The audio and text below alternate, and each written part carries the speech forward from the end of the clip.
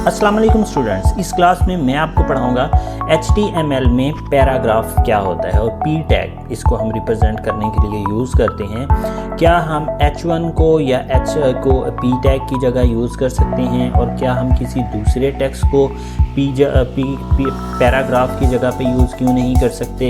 या आपके जहन में जब आप बिगनर होते हैं तो क्वेश्चंस ऐसे काफ़ी आते हैं या पैराग्राफ को यूज़ करने के लिए ही हम इसको p टैग वैसे भी तो लिखें तो टेक्स्ट आ जाता है। अगर आप बिगनर हो तो आपके जहन में ये ख्याल ज़रूर आएगा।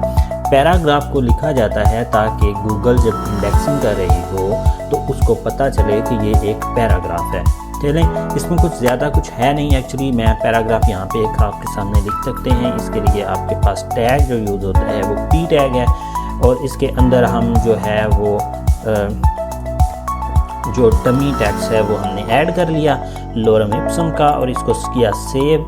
काफ़ी सारा टेक्स्ट लिखा आ गया। अब जो चीज़ आपको दिखाने वाली है ये देखें, इसका जो साइज़ होता है वो आपकी स्क्रीन के अकॉर्डिंग चेंज होगा पैराग्राफ का। ठीक है, तो ये देखें, जब बड़ी स्क्रीन होगी तो ज़्यादा लाइंस होंगी, छोटी स्क्रीन होगी तो कम लाइंस होंगी। अब यहाँ पे आप चाहते हो कि नहीं, आप इस तरह नहीं करना चाहते। आप चाहते हो कि जो ये वर्ड है इसके बाद मेरी लाइन ब्रेक नहीं हो, तो इसके लिए कोई सोल्यूशन नहीं है। इसके लिए आपको BR टैग जो है वो यूज़ करना पड़ेगा। अब इसको किया इस्तेमाल और इसके बाद ये देखें, अब आपकी स्क्रीन बेशक बड़ी हो या छोटी हो, उस वर्ड से आगे आपकी लाइन जो है वो ब्रेक हो गई और बाकी इस तरह। तो यही पैराग्राफ की एग्जाम्पल थी, छोटा सा लेक्चर था। Paragraph is a simple one. यहाँ पे आप हेडिंग्स के बाद पैराग्राफ यूज़ करते हो किसी भी चीज़ की जो है वो डिटेल्स डिस्क्रिप्शन बताने के लिए, जिस तरह आप एक नॉर्मल कंसेप्ट अपनी नोटबुक के लिखते हो। चलिए इसकी रियल वर्ल्ड एग्जाम्पल भी देख लेते हैं।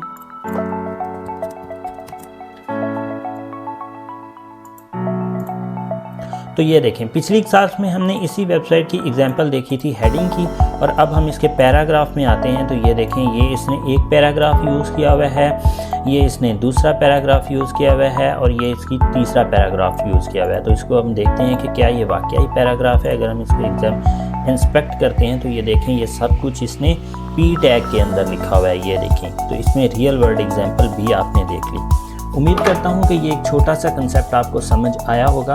हम स्टेप बाय स्टेप जो है वो अपनी एडवांस HTML की तरफ मूव कर रहे हैं और अगर फिर भी आपको कोई इशू है तो नीचे कमेंट में बताइए और जो है इस चैनल को सब्सक्राइब कर लें। अगर आप बिगनर हैं, हम कंप्लीट HTML की सीरीज़ कर रहे हैं और इसके बाद मैं आपको CSS और दूसरी PHP की तरफ भी लेके जाऊँगा। तो अगर आप नई नई चीज़ें सीखना चाहते हैं तो इस चैनल को सब्सक्राइब ज़रूर कर लें।